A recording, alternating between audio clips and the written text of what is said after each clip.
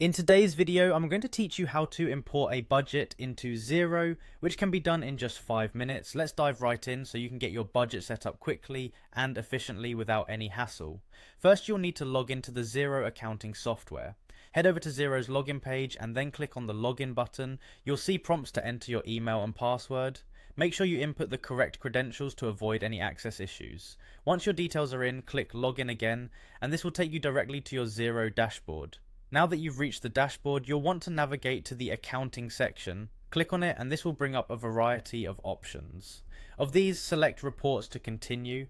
This section allows you to manage and generate various reports for your business, and here is where we will find the budget manager. Under the financial performance category, locate and click on budget manager.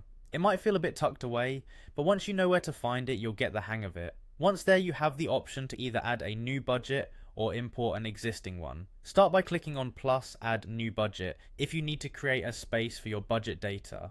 After clicking that, name your budget something meaningful, preferably with the financial period covered, so you can easily identify it later. Remember to save your new budget setup.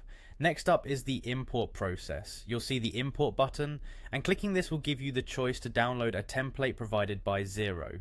It's a good idea to use their template because it ensures your data aligns perfectly with Xero's system requirements. Download this template and then fill it with your own budget data carefully.